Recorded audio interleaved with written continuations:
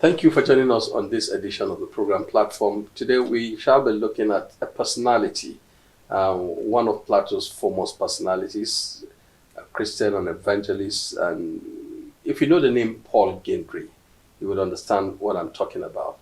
And somebody has taken time to also document who Paul Gindiri is and what is life all about. We shall be discussing about that. My name is Yakubu Tadi, and we ask our guest to introduce himself. Good evening, everyone. My name is Davidson. I'm a Reverend Davidson Musela. I'm a Reverend. I'm a writer. I'm a journalist. I'm also a police officer. Oh, that's police Abokinkuwa. Abokinkuwa. In fact, now we've gone to police. Your relative. Oh, your relative. No longer friends. Oh, that's okay. That's quite interesting. Okay, when we get on the PPRO, he would need to tell us why that has been changed. But give us a brief your bio data, so that people can understand you as we talk about this. Okay, well, I was born in Jos. I was born in Meadiko. I attended St. Luke's Primary School, which was opposite Standard. My father used to work in Standard, so it was easy for him to make us the children pupils of that school. And then I left there to Government Teachers College, so now College of Mary Immaculate. While I was there, I became more of a Christian in Government Teachers College and through the current Executive Secretary of the National Christian People's Commission, because Yakubu Pam, I met him there as our FCS president. And then he groomed us as young boys there. And from there, I went to the University of Jos. I also went to the Nigerian Institute of Journalism. And then I went also to Nigerian Police Academy in Wudil for my police training. I have written, the Paul Gindiri book now is my 6th book. I'm close to the New Life for All. I wrote there 50 years of New Life for All in Nigeria. I have traveled quite a few countries in the world. And then I'm a writer. I've written for journals both within and outside Nigeria. I'm also an editor. I edit some of the work of the National Institute for Policy and Strategic Studies, NIPS. I was also PPRO of the Police Staff College, Jos, where I was a directing officer and a protocol officer. I have worked in Abuja Police Headquarters. I've worked in Port Harcourt. I've worked in Jos. I've worked in Sokoto, Kebbi, Zamfara. I am married to a Yoruba woman. I have 3 beautiful daughters. Oh, that's good. Well, perhaps your dad taking you to St. Luke's opposite Standard. Was there where the interest in journalism started? Yeah, because when I was with my dad there, we usually would cross from the school to enter Standard, and then while I wait for him, we would pick the newspapers to read. And so I think the idea started from there. But it came earlier because I had a teacher who was very, very good in English literature, Mrs. Grace Antele Abdusalam. She taught me English, and then she honed the writing idea in us. But in Standard, it became more because I would come and read all the papers. Then I met Silvanus Naman. My father took me to see him. I was just before 20, because I started work without even a certificate. I was just finishing secondary school. So Naman would tell me, Karukuta, just write and bring it. So I started writing, and then they made me a trainee reporter. And while I was there, I was still going to school. And then God just took over. Was that actually what you wanted, or something different? No, I knew I wanted to write. Okay. It was something that was ingrained. Your parents had perhaps they had some plans for you? Well, I don't think I have that kind of father. I had a father who didn't go to school, who didn't know what his children would become. But at first, I thought I should be a lawyer. At some point, I want to be a doctor. At some point, I want to be everything, until I discovered this one. Then I knew that writing was my calling. And also with the contact. Yes. Contact with the PPC. PPC, yes. And then I met other people like veteran journalists like Matthew Kuju, Boniface Kasem, Imago Gwim. So they brought me close to them, go and write and bring. And then so when it was time for Standard to employ people, I think that year in 1992 when we were employed, I was the only one who never had a certificate that is anything by, it's just secondary school. But people like Godfrey Banward, Paul Zator, and the rest, we all came at the same time. but we all wrote exams together, and here we are today. So they most of them did more of newspaper reporting in the newsroom, but I was taken to the first of all to the subtext. Then I was also taken into the features department. So my writing in features started. I used to be this fine man. I don't know why he is Palm Samuel. We call him Stagling. So he was the one who taught me how to write features. Yeah. So I became the best features writer for a few years in Standard until I left. Why did you leave? Yes, I left because many people told me I'm called to be a pastor. And then my general manager was Joseph Ari. Joseph Ari would always say, Pastor, Pastor, because I was brought up in a Christian home. So every time you find out that my disposition was more churchy, whether talking, whether discussing, I was more of a church boy. So every single day, say, Pastor, Pastor, Pastor, Pastor. Then I met Bishop Benjamin Kwashi. I did a reportage on the Anglican Diocese of Jos. And then Bishop Kwashi was saying, boy, we need people like you to be pastors. And then I became a pastor. So I left. There was the choice of whether to remain or not. And then between Benjamin Kwashi and Joseph Ari, Joseph Ari said, he even increased my salary when he was GM, not so that I will not leave. But Kwashi now called him and said, this boy wants to be a pastor, let him go. So I left. So when I left, I was now trained theologically by the Anglican Diocese of Jos, and then until in 2000, I worked with the Anglican Diocese of Jos.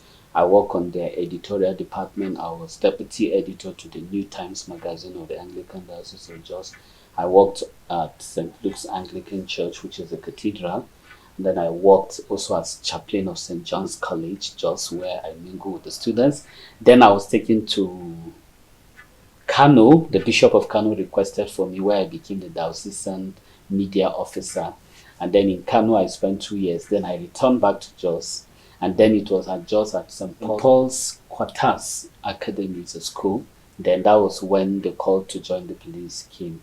I think I loved being a policeman. So until when I now had the brush with the police. And if I return to this world again, I'll be a policeman, I think. Wow. So. Well, the image people have of it, being a pastor is a fisher of men. Yes. But a policeman is a fisher of criminals. So how do you reconcile this? Yeah, I think I've always said it, and I'll say it again, that the best job on earth is being a policeman, because the policeman is the only one who is doing the mind of God. No profession does that. Because most of what you have in scripture is thou shalt not, thou shalt do this, thou shalt not that. And so the police itself is a deterrent force. It deters people from crime. And so if God said thou shalt not murder, the person who would help people not to murder is the police. Thou shalt not steal, the person who catches the criminals is the police. So for me, it's a blend that works so well.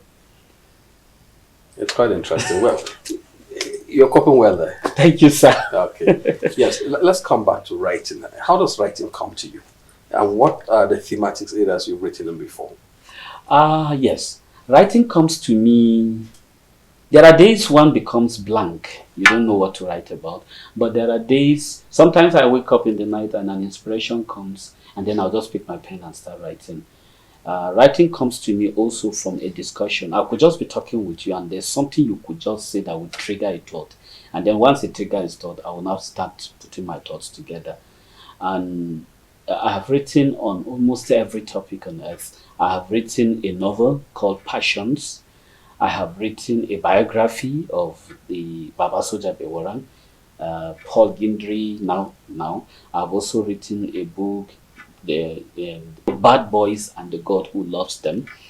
That Bad Boys and the God Who Loves Them, I'm talking about boys who have gone into occultism, but a God who, like the father of the prodigal son, still awaits them to return home. And then I've also written a book on police science. They call it the science of police. That one is dealing with what the policeman is to the society, expectation of the society on the policeman and what a policeman should be, rather than the one who extorts or who brings fears to people. But a policeman should be one who people have confidence to run to, because as it is, the only person people run to when they have issues and disputes or for arbitration is the police. So that one was written. So I think so far I've published about 6 or so books. I'm very active on the social media. I'm very active also on other national papers. I used to run columns in the Vanguard newspaper, The Standard, but the police uniform forbids me, so I don't do that again. Okay. Well, what does it permit? It doesn't permit anything. It doesn't permit it. It just says you are a public servant, don't even have a mind. In fact, the law of the police is that you don't even write anything except the police PPRO. So I hardly talk political things. Yes, I'm not asking about official things because I'm also aware of that. Yes. As a civil servant, I can't speak. Yes. Except I'm so directed. Yes. So we're in the same boat. Yeah. Well, writing about Baba Paul Gindiri. Baba Paul Gindiri, for many people, he's a phenomenon. Yeah. Bold, courageous, and speaking the undiluted word of God. Yes. How much of him do you know that you put pen to paper to write about such a great man? I would dare say that there's no man on earth now that knows Paul Gindiri like I do. I've lived with him for like 8 years before he died. And he invited me to say, boy, come write about me. I got born again to be a full Christian in 1986 when he preached in Polo Field, Jos. And then in 1988, he invited me to live with him. So I started living with him and he asked me to document his history. So I've seen him both as, because most of the picture people have about Paul Gindiri is a man on the altar. But I lived with him. At some point, sometimes he'll say, Yaro, come, I will drive the vehicle. So I got to know Baba Paul Gindiri as a father, as a prophet, as a journalist, a philanthropist. I've seen him in different aspects of life, so I know him so well. And it took me 30 years to put this work together, because I started work on this book in 1990. So, well, given it today is 32 years. And when he told me to write about him, I was just 16 or 17. But I didn't understand what he meant. So when we go out for evangelism, or if he goes out of evangelism, when people give their lives to Christ, what I do was document, okay, we have these commitments, 20 people got converted, 30 people were gave their lives to Christ. So that was what I thought he was asking me to do.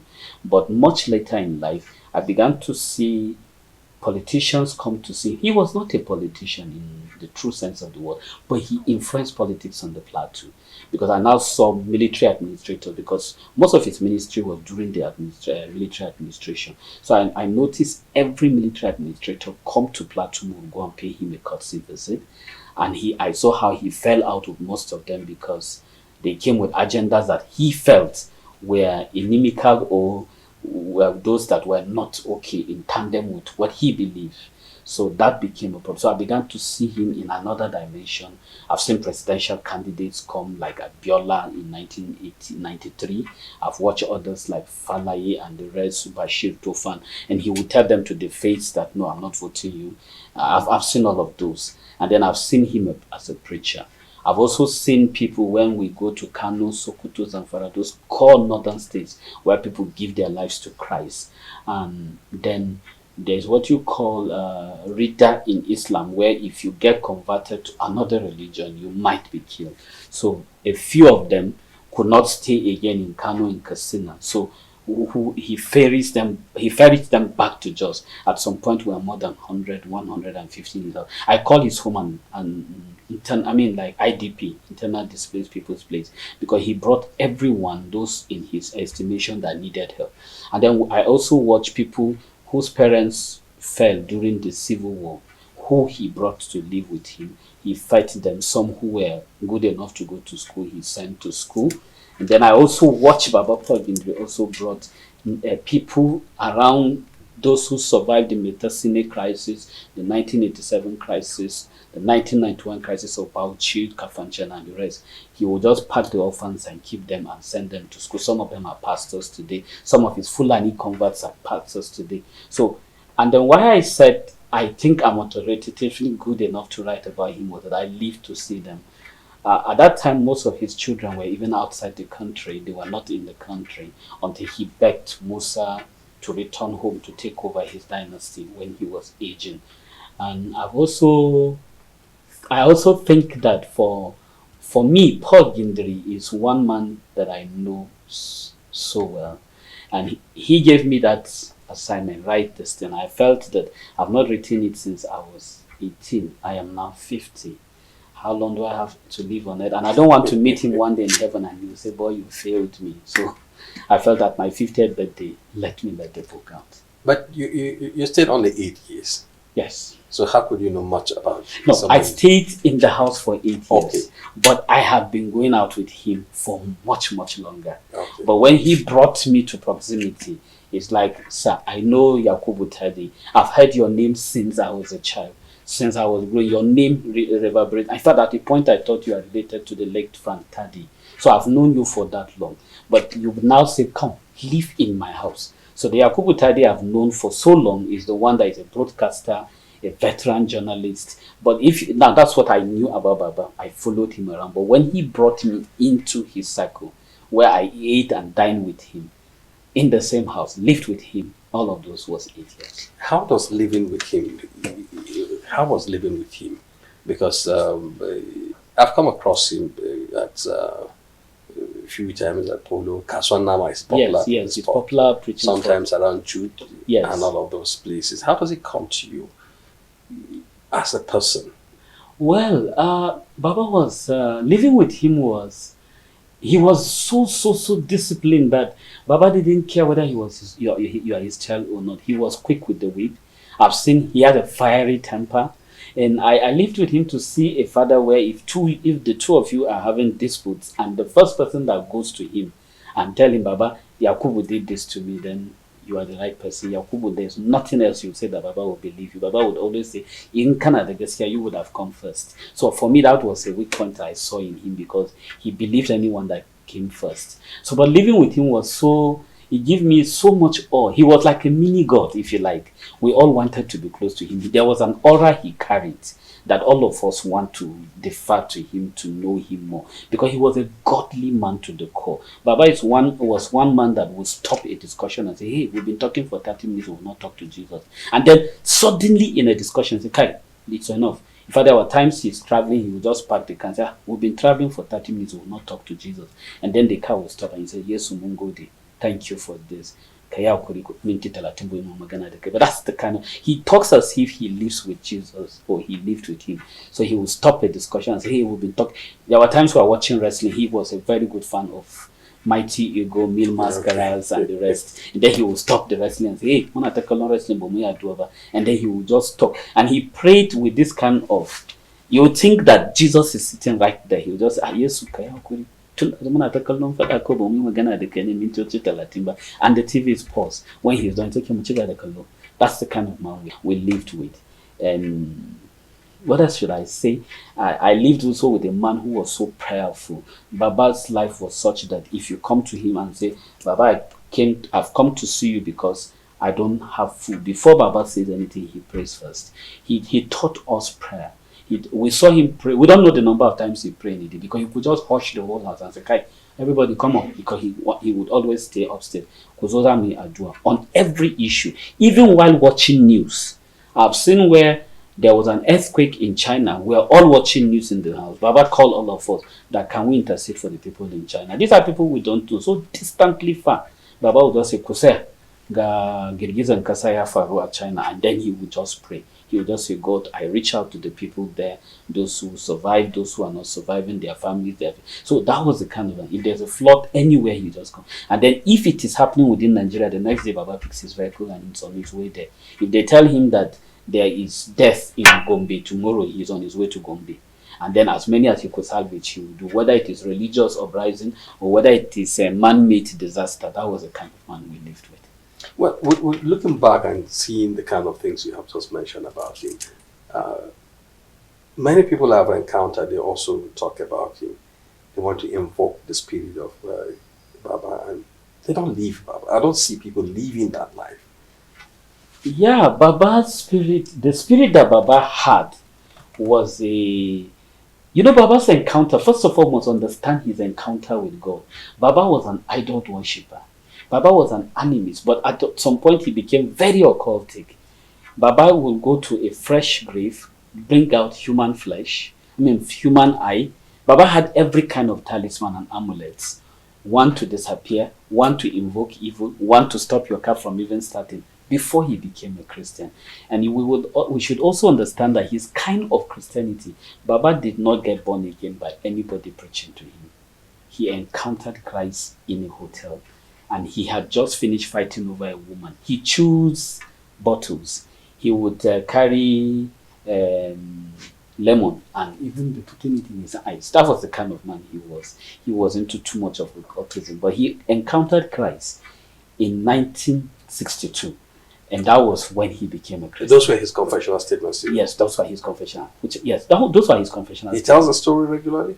He tells it. No, he told me. Okay. Because I have interviews with him. Okay. So then he started. So his encounter with Christ was such that it was so dramatic, and he saw Christ told him that if you don't stop your lifestyle, I will kill you because I have a job for you. So his call is quite different from others. Now, what made him so distinct with people of today was that he was fearless. He had a courage, like what Bishop Ganaka once told me. He said Paul Gindiri's courage scares some of them, because Ganaka was at one time chairman of Kan Plateau. He said when they go to encounter military administrators, he had a courage that even some of them are afraid, because he dared to speak where even angels will not whisper. Paul Gindiri was that kind of man. He went to every emirate in Nigeria, even when hostilities, even when there was persecution, he didn't fear. So there are no such... Why is that kind of courage lacking today? Not seeing people, things are happening. I think it's because people speak, leaders from both religious sides speak from two sides of the mouth. Yeah, I think the reason is simply they are looking for what they can gain from government. Baba never depended on any government. Because I think if a man gets to a point that your next meal is not determined by a politician or anyone in governance, you'll see the truth. But if I know that my next food will come because I'm working a politician, so most pastors don't talk because the fear of the backlash. But Baba gave his life to the point that for him to live was Christ, to die was gain. So he didn't have fear. Okay, tell us about the book. Time is fast spent. And the book. Yes. The book. How many chapters? The book has 17 chapters. The title of the book is Paul Gindiri, the man, his beliefs, his convictions. You have the buy-in of the family. Yes, of course. In fact, Musa Paul is the one that's writing the foreword of the work, because they know their father commissioned me to do the work. And I did most of my work with them, the interviews, the pictures and everything I got from them. So when do we expect the book in the... The book will be presented to the public this Saturday on the 11th of June at TCNN Staff Secondary School Hall by 10:30 in the morning.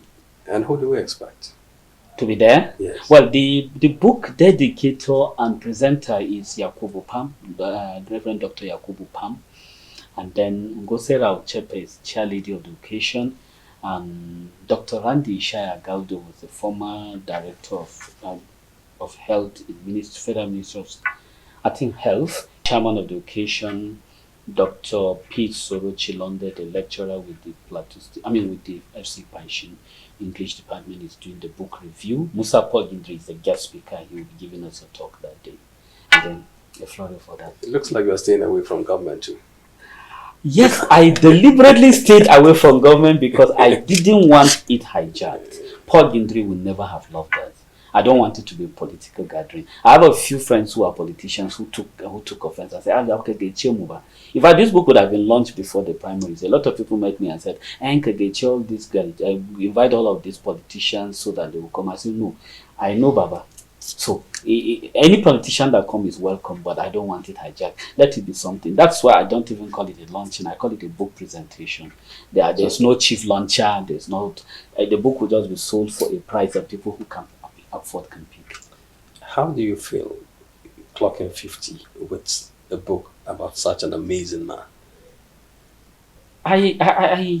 I didn't know where the years went to, but I'm 50 now. So I don't know whether I'm an elder or a child. I told some people yesterday, I said, I'm neither a child now nor an elder. But clocking 50 for me is a landmark, because for me, that associated with that book is the greatest of all. I think I've entered the golden club of elders. Now I can speak where some people say, if you want to buy this boy. Welcome on board. Yes, sir. So now I've joined people like you who could, so I will learn more from people like you, sir. Thank you so much. Well, we wrap up the conversation there, and also hope to be there to witness the unveiling and presentation of this great book. And we have been having a conversation with, you are a man of many parts.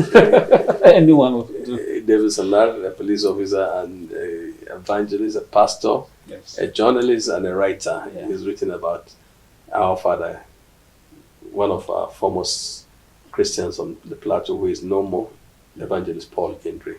The book, Saturday, 11 at TCN Secondary School. Yes, sir. That's when you will have to, if you want to get to know more about this, when does it? Yeah. Your last word? Well, thank you for the privilege to talk about Baba Paul Gindiri, and I wish that more of him will be replicated again in our own time and generation. Thank you for watching, and see you next week.